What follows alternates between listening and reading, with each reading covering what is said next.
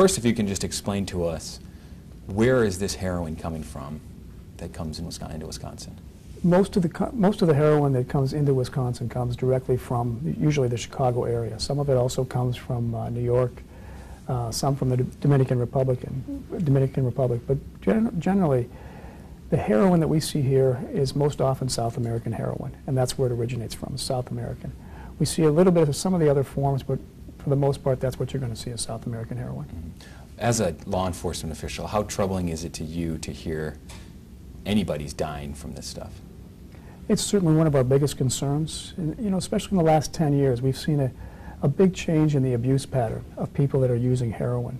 It's gone from the traditional inner city markets to the suburbs and now out into just about any small town and city is probably going to have some level of heroin abuse problem at this point. What do you know about how that happens or why that happens? A couple of reasons really in the last 10 years. First of which was the introduction of high purity, low cost heroin into the market. The cartels in South America, Mexico, decided to introduce some very high purity heroin into the market. And by doing that, you can then smoke it or snort it, which makes the ingestion a lot easier as opposed to using a needle.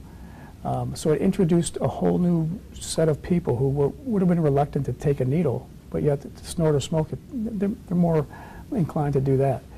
Second thing is we've seen a real increase in the abuse of pharmaceutical drugs in the last 10 years. And some of these more powerful pharmaceutical drugs, the narcotics out there, can also be abused by being crushed and snorted. But that becomes an expensive habit. So what we see is people getting hooked on pharmaceutical drugs when they think they're safe, and then once they're hooked, it becomes too expensive and they turn to heroin oftentimes. What is being done to try to stop the flow of heroin? Well, our focus is to try to stop the sources of supply. So what we do is we work with the state and local agencies all around Wisconsin here when they have a heroin problem, and then we conduct criminal investigations. And we try to work our way backwards. The nice thing about with DEA is we have offices all over the country and all over the world. So as we're working our way backwards, we have the resources available to try to make those connections and find out how it got into the area so that we can stop that chain of supply and disrupt that drug trafficking organization.